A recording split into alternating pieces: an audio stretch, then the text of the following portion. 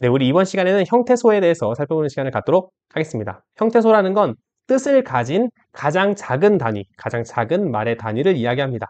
뭐 형태소, 단어, 문장 이런 식으로 뜻을 가진 단위들은 많은데 그 중에서 가장 작은 단위가 형태소에 해당합니다.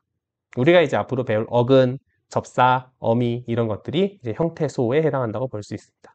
자, 그런데 뜻을 가진 단위라고 했잖아요. 근데 그 뜻을 크게 둘로 나눌 수 있습니다. 어휘적 의미, 실질적인 의미로 볼 수 하나가 있고 문법적 의미가 하나 있습니다. 어휘적 의미라는 건 실제로 우리가 알고 있는 단어의 의미를 이야기합니다. 밑에 예를 보시면 철수, 밥, 먹다의 먹 이런 것들은 우리가 알고 있는 어떤 의미를 가지고 있죠. 실질적인 의미를 가지고 있습니다. 그래서 실질적 의미를 가지고 있는 형태소라고 해서 실질 형태소라고 부르고요.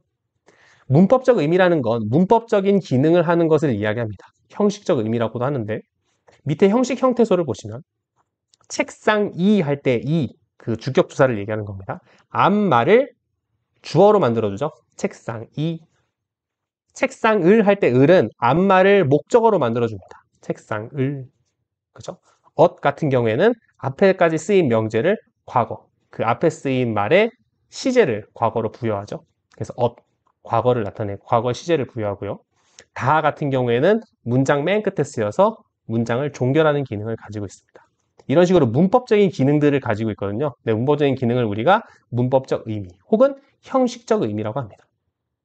그래서 뜻을 가진 가장 작은 단위를 형태소라고 하는데 그 뜻 안에는 크게 두 가지 의미가 있다. 어휘적 의미, 실질적 의미, 그리고 문법적 의미, 형식적 의미 이렇게 둘로 나눌 수 있고 실질적 의미를 가진 친구들을 실질 형태소, 문법적 의미를 가진 친구들을 문법 형태소 혹은 형식 형태소라고 부릅니다. 이해되시죠? 그리고 요거 말고 우리가 자립 형태소, 의존 형태소 이런 말도 쓰는데 문장 안에서 홀로 쓰일 수 있느냐 없느냐를 기준으로 합니다. 그래서 문장에서 홀로 쓰일 수 있으면 자립 형태소라고 해요. 철수, 밥. 너 뭐 먹었니? 밥. 이렇게 문장 안에서 홀로 쓰일 수 있죠. 의존 형태소 같은 경우에는 앞뒤에 무슨 말이 손잡고 같이 나와야 돼요.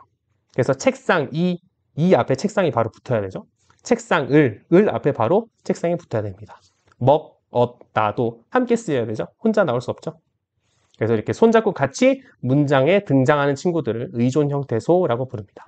그리고 형태소 중에서 하나의 형태소랑만 결합하는 친구들을 우리가 특이 형태소 혹은 유일 형태소 혹은 불구 형태소라고 합니다.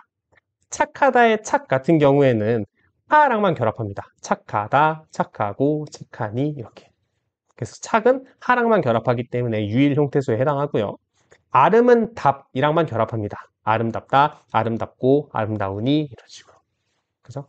느닷은 업이랑만 결합합니다. 느닷없이, 느닷없고 이렇게. 그죠? 그래서 하나의 형태소랑만 결합하는 것을 유일 형태소 혹은 특이 형태소라고 부른다 정도 알고 계시면 되겠습니다. 그다음에 제가 교재에다가 그 당구장 표시로 따로 적어놨는데 의존 명사 같은 게 의존 명사가 의존 형태소 아닙니까? 이렇게 질문하는 경우가 있어요. 왜냐하면 의존 명사라고 단어 자체에 의존이라는 말이 포함되어 있어서 근데 여기에 대한 사실 정식 답변, 문법적인 답변은 그 제가 A 답변에다가 적어놓은 거랑 똑같습니다. 의존 형태소의 의존이라는 건 단어 차원의 이야기인데 의존 명사의 의존이라는 건 통사적 차원, 구나 절, 문장. 통사라는 건 단어가 나열되어 있는 것을 얘기하거든요.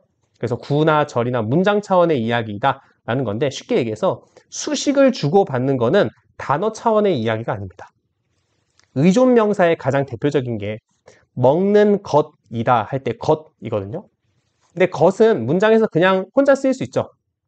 먹는 것 해서 이 것이라는 그 단어 앞에 뭐가 달라붙지 않아요. 손잡고 같이 나올 필요 없잖아요. 그냥 것이라고만 쓰잖아요.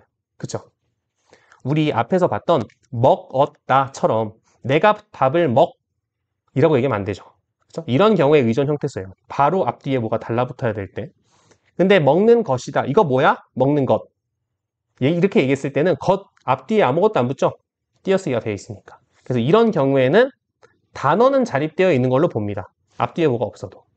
하지만 이제 수식 받는 거는 이제 문장 차원의 일인 거지 단어 차원에서는 자립할 수 있다. 이렇게 보고 있습니다. 그래서 의존 명사도 명사다 라는 거 참고로 알아두시면 되겠습니다. 밑에는 아니 수식 받는 것도 의존으로 따져야 되는 거 아니냐? 라고 하시는 친구들 있을까봐 제가 얘기해주면 그렇게 따지면 관형사랑 부사도 뒤에 수식하는 말이 와야 되기 때문에 얘네도 다 의존 형태소이고 심지어 명사는 수식을 받을 때는 의존 형태소였다가 수식을 안 받을 땐 자립 형태소였다가 뭐 이렇게 됩니다. 그래서 문장 수식과 의존 형태소, 자립 형태소 이런 거랑은 아무런 관련이 없다. 그래서 문장을 수식을 하거나 수식을 받는 거는 자립 형태소, 의존 형태소 이런 거랑 관련이 없다라는 거 참고로 알아두시면 되겠습니다. 자, 그럼 다음 시간에 더 좋은 내용으로 찾아뵙도록 하겠습니다. 감사합니다.